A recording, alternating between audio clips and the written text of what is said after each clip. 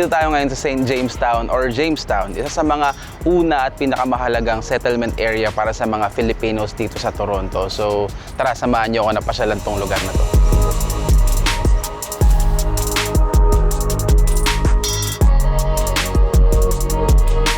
Ayon sa history, nagsimula ang St. Jamestown noong 1960s bilang isa sa pinakamalaking urban renewal projects sa Toronto. Ito ay binubuo ng 19 high-rise towers na inspired by Le Corbusier's iconic towers in the park concept. Mga building na idinisenyo para sa modernong living na may green spaces sa paligid. Noong panahong iyon, naging popular na destinasyon ito para sa mga Pilipinong imigrante dahil sa abot kayang renta at lokasyon malapit sa mga ospital at downtown jobs. Lalo na ang mga nurses at healthcare workers ang dumating ng marami dahil sa mga pagbabago sa Canadian immigration policy na nagbukas ng pinto para sa skilled workers mula sa Pilipinas. Ang downtown neighborhood na ito ang naging tunay na starting point para sa maraming pamilya at individual, bago pa lumakas ng husto ang mga Filipino migration sa Toronto noong 1990s.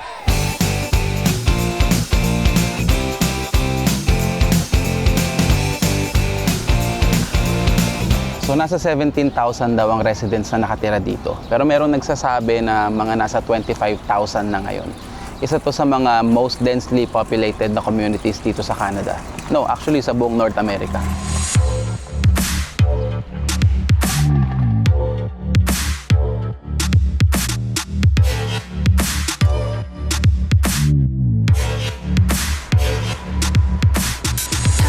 Marami actually sa mga naunang Filipino dito ay mga Katoliko. So itong Our Lady of Lourdes na church dito, isa sa mga key part ng pagbuo ng Filipino community natin dito sa Toronto.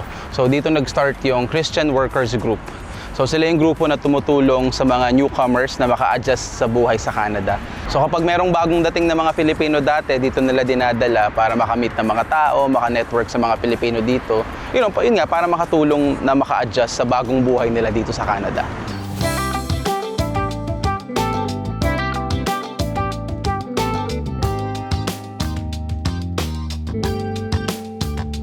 So ang grupo na yon ay naging Silayan Community Center. So ito yung grupo na tumutulong sa legal issues at social network sa mga kababayan natin dito. Pati na rin sa pagbuo ng mga co-op housing dito sa GTA noong 90s para sa mga financially struggling na mga kababayan natin.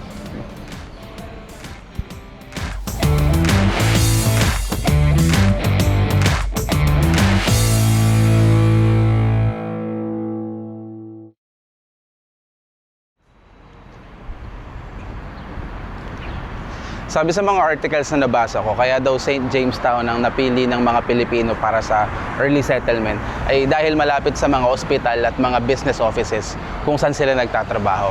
And marami rin sa mga nakatira dito, kaya nila pinipiling tumira dito, is para accessible sa mga trabaho nila bilang mga caregivers.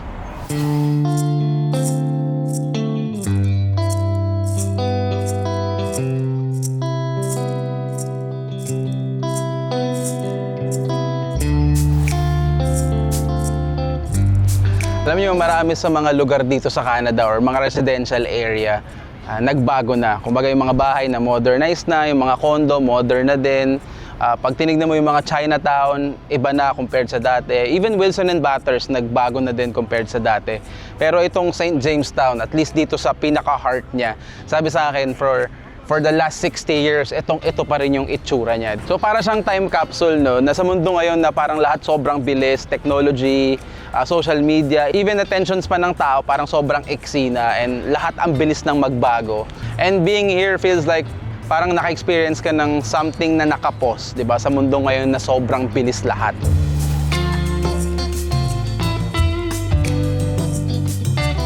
Ang St. Jamestown ay nananatiling importanteng bahagi ng Filipino heritage sa Toronto. Habang ang Little Manila sa Bathurst and Wilson ang commercial hub ngayon, ang Jamestown ang historical starting point na nagbigay daan sa malakas na komunidad natin dito sa Canada. Isang lugar ng new beginnings at patuloy na pag-unlad.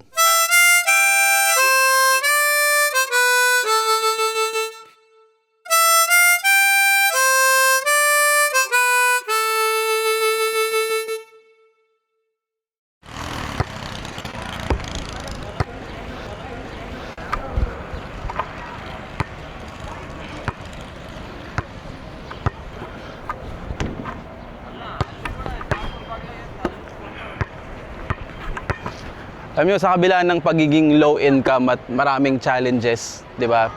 Lively pa rin talaga tong lugar na to and mafe-feel mo pa rin yung sense of community. Nakakatuwa lang kasi ang alam nating lahat is yung Wilson and Bathurst. Alam ko, Little Manila natin yan. Pero dito kasi sa lugar na to, dito nagsimula yung mga early na mga Filipino communities eh. So yung mga tita-titos na mga kilala nyo siguro, mga dito nang galing and maraming nandito pa rin. And through the decades nga, no, na-witness na natin ng maraming landmarks na tinayo and giniba. Itong lugar na to, nasa heart siya ng Toronto and nandito pa rin siya hanggang ngayon. Grateful ako na nabalikan ko tong lugar na to na may napakalaking part sa history nating mga Filipino dito sa Toronto.